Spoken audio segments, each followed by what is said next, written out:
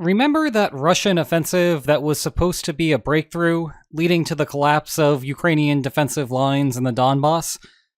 Well, there is an interesting report that claims it was actually one big trap from Ukraine all along. That Kyiv was aware of what was happening and just sitting around, waiting to play the reverse card. And if you do not find that to be interesting enough by itself, I think it is worth understanding the deeper strategic implications that the surface-level reports leave out. I will leave a link to the article in the comments. Bear in mind that I have no ability to independently verify any of this. It is possible that this is all just one giant Ukrainian psyop, that Ukraine, in fact, did see a legitimate breach in its front lines, and is now trying to play it off like it is no big deal. Then again, there is one observable feature that suggests that the trap story is plausible, and so it is worth exploring that further. Actually, let's look at that now with a recap of what happened. When we last examined the situation near two key cities in Donetsk, Russia had made a significant advance northeast of Pokrovsk, picking up about 100 square kilometers in a few days, which is a much, much faster pace than what has transpired over the past handful of months. Now, publicly, what appeared to be happening was a breach of Ukraine's forward lines, and there was potential for so much more because Russia was approaching Ukraine's main fortifications, which could have led to much larger losses either to the west or the east as a consequence of a domino effect. Again, publicly, we were further led to believe that Ukraine lacked sufficient manpower to plug the hole, which also contributed to how the breach happened in the first place. That pretty much situates where we were the last time that we analyzed the situation, with some words of caution from me that it was still a developing situation. A bunch more things needed to happen before it was truly a disaster for Ukraine. And there was still a lingering question about whether domino effects can happen at all in situations like this, now that drones make up a good portion of defensive fortifications. What we know from Ukrainian announcements and verifiable information about frontline movements as of now is that elements of the Azov Brigade came in and cut Russian troops off right at the salient, and the remaining Russian troops that may still be at the top are either in an unwinnable position or are already gone. Kyiv claims that there were 385 Russian soldiers eliminated and 37 Russian vehicles destroyed. Note that a lot of the vehicles used now are motorcycles, so those materiel destruction figures may not be as impressive as they first sound. Now, back to the claims in the aforementioned article, published by The Telegraph. This was allegedly a Ukrainian trap all along. That is, Ukraine had observed Russian troops congregating in the area, thanks to its massive drone surveillance network. Ukraine then let those troops advance because there were enough Ukrainian troops lying in wait to cut the salient and essentially create a kill zone. I want to be crystal clear about this. I have no way to know whether the Telegraph's reporting is true, and the article itself is light on the details of how the reporters know this, so we do not even have a source to scrutinize. The only real evidence that we can corroborate here is how quickly Ukraine reacted to the situation, and reversed what seemed like a potential disaster into a quick win, which is hard to square if this was not a setup. And that all assumes that the line of control is not still fluid, which is a heroic assumption in an increasingly thick fog of war. But what I can speak further to is what this claim means for the general strategic situation in Ukraine. First, let's talk about Kyiv's use of the Azov Brigade. They are essentially the elite firefighters of Ukraine's defensive line. They go wherever there is a potential breach and extinguish whatever they can. Good firefighters are key to long-term success when playing a game of defense in depth, as Ukraine currently is. However, it seems that Kyiv was using them in a more offensive role this time. At least so far, it seems to have paid off. But there is a genuine risk when you send your firefighters out to be doing what should be police patrols. If a fire does start somewhere else, then they are tied down and may not be able to respond in time. It seems that the gamble paid off because Russia has not managed any legitimate breakthroughs elsewhere that would punish Ukraine for allocating resources around Pokrovsk. The point is that even if Kyiv had planned this trap, it did not come without risk. Actually, we can extend that sense of risk to the operation itself and put it in the broader context of the intelligence game and Ukraine's drone coverage. It is not just that Ukraine spotted the clump of Russian soldiers about to push forward. It is that Ukraine was confident that Russia had not spotted any movements of Ukrainian counterforces that planned to spring the trap. Otherwise, Russia could have just withheld the attack on that position, thereby tying up Azov from handling any other fires that hypothetically could have happened but never did.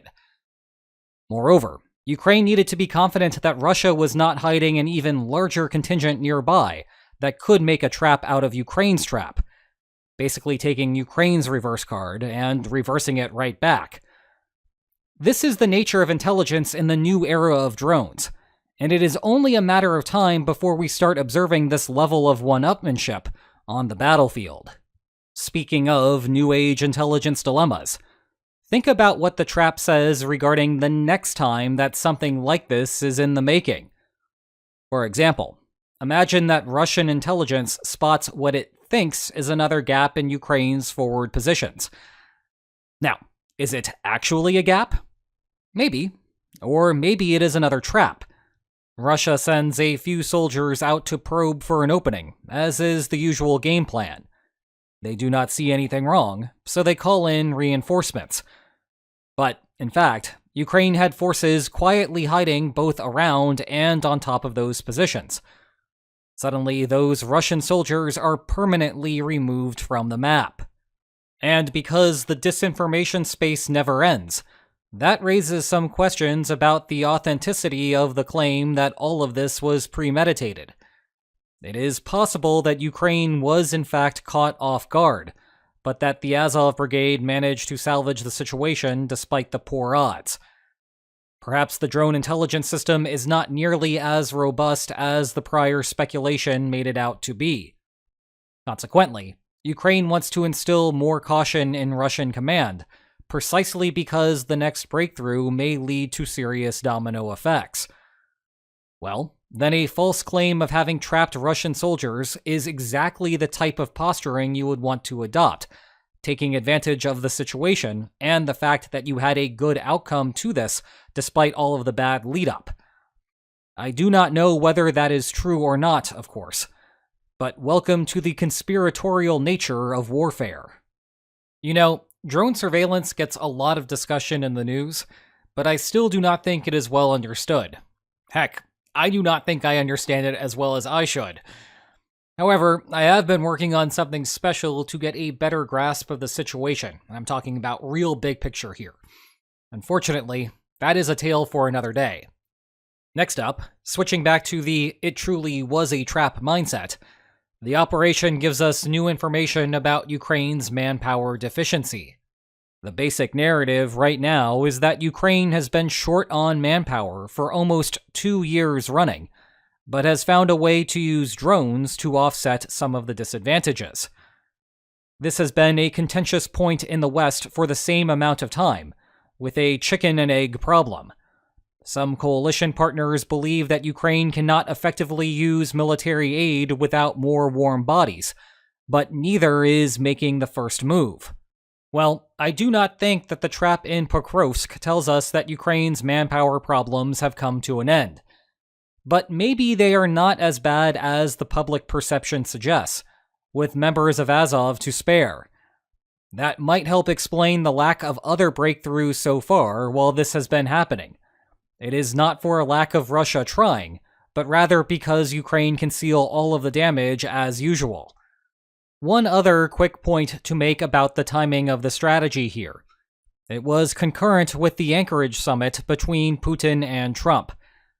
There was a public-facing risk that Trump might have seen that Ukraine was facing an impending disaster, and then adopted his mediation position accordingly, at pretty much the worst possible moment in the war so far.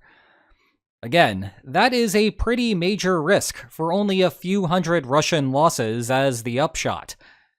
Perhaps there was some private communication between Washington and Kyiv that this was all a trap. But the intelligence and operational security bridges between the two capitals was burnt during the Biden administration, and it goes without saying that things have not improved under Trump. But it seems to have worked out this time, because not much ultimately happened at the summit, and Ukraine inflicted the casualties that it was looking for. One last point about the value of this as a propaganda win. I do not think that Ukraine succeeded on this front in perhaps the way that Kyiv would have hoped. The news media's focus on Ukraine was wall-to-wall for the 24 hours that flanked the summit. Consequently, there was a lot of discussion about the apparent Russian breakthrough in the east. Broad media interest in the war fell off of a cliff after that, especially following the Washington summit with European leaders. As a result, the average voter in the United States is not going to be hearing about the tactical brilliance of the strategy. Yes, try as I might, my videos do not receive 300 million viewers. In turn, this will not be the same type of propaganda win as something like the Kursk offensive was, or Operation Spiderweb, or bridge attacks, or take your pick. The good news for Ukraine is that polling shows Republican voters are increasingly wanting to send more aid to Ukraine, so it is possible that the media's coverage here is not all that important, even if public perception is usually what drives the day. Meanwhile, the public perception is that I am going to end this video by discussing a couple of excellent books about the war. But no, I took a mental health morning before producing this video, and you know what? I really enjoyed it. So let's all share in my moment of zen with my relaxing view before descending back into the chaos of modern warfare.